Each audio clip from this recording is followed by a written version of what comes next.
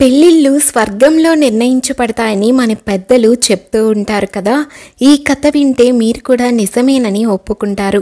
ఎన్ని పెళ్లి సంబంధాలు చూసినా ఎవరితో వివాహం రాసిపెట్టి ఉంటే వారితోనే వివాహం జరుగుతుంది. విధిరాతని ఎవ్వరూ మార్చలేరు అన్నది ఈ కథ సారాంశం. ఈ కథ పూర్తిగా విని మీకు నచ్చినట్లయితే దయచేసి లైక్ చేయండి. యుక్త వయసు వచ్చినటువంటి ఒక ఆడపిల్లని వారి తల్లిదండ్రులు మంచి సంబంధం చూసి ఒక యువకునికి ఇచ్చి వివాహం చేయాలని నిర్ణయం చేశారు. ఆ కాలంలో తల్లిదండ్రులే వివాహం నిర్ణయించి వివాహం చేసేవారు. ఆ అమ్మాయిని పిలిచి, ఇదిగో అమ్మాయి, నీకు ఈ వరుణ్ణి ఇచ్చి వివాహం చేయదలిచాము.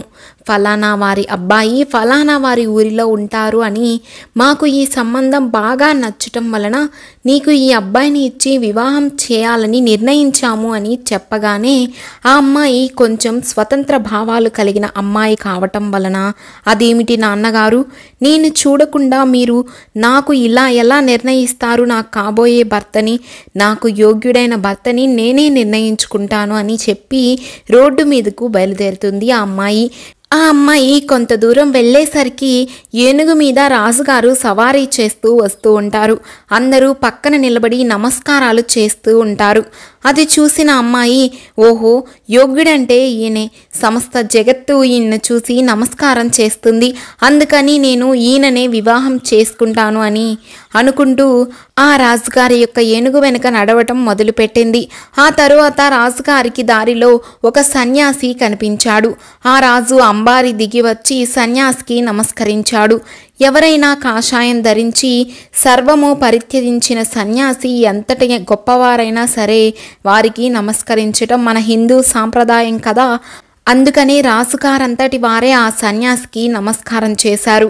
అది చూసిన అమ్మాయి, అబ్బో, రాజుగారు సైతం ఈ సన్యాసికి నమస్కరించారు కదా, అంటే ఈయనే రాజుగారి కన్నా గొప్పవాడు, కాబట్టి నేను ఈయననే పెళ్లి చేసుకుంటాను అని అనుకుంటూ ఆ సన్యాసి వెనుక నడవడం మొదలుపెట్టింది.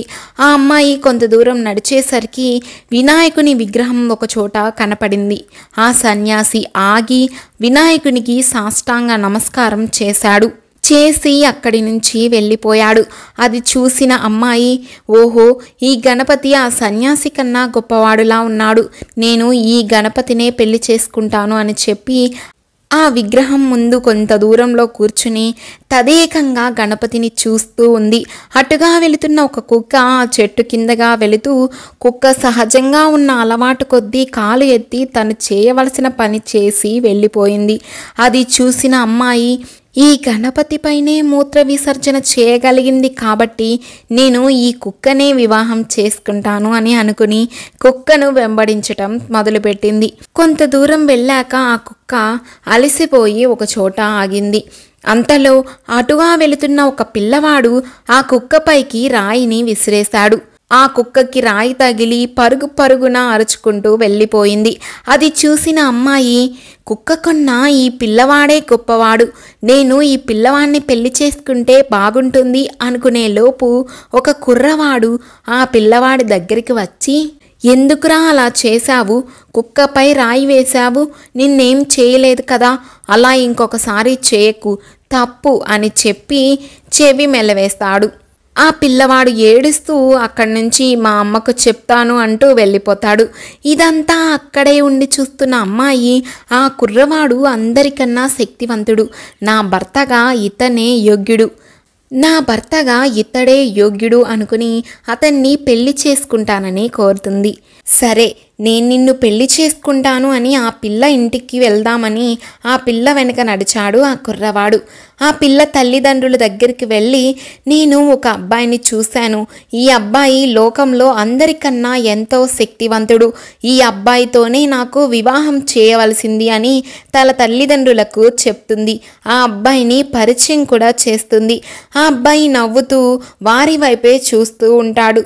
దానికి వారి తల్లిదండ్రులు ఆ అమ్మాయితో, ఓ సిని, విని మేము నీకు చూసిన పెళ్లి కొడుకు ఇతనే కదా అని పెద్దగా నవ్వుతారు. ఆ అబ్బాయి కూడా ఆ అమ్మాయిని ముందే చూసి ఉండడం వలన అతను కూడా పెద్దగా నవ్వాడు. ఎంత ప్రయత్నం చేసినా ఏమి జరిగింది చూడండి.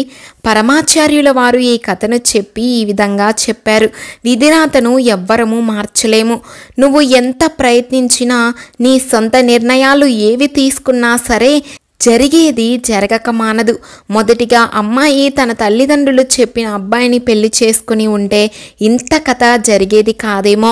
అయినా సరే తన సొంత ప్రయత్నం చేసినా సరే ఆ పిల్లకి తగిన వరుడు తన తల్లిదండ్రులు నిర్ణయించిన అబ్బాయే అని ఆ భగవంతుడు చూపించాడు. ఇదంతా విధిరాత. విధిరాతను ఎవ్వరము మార్చలేము. మరొక ఆధ్యాత్మిక కథతో మళ్ళీ కలుద్దాం. వీడియోని లైక్ చేయడం మాత్రం అస్సలు మర్చిపోకండి.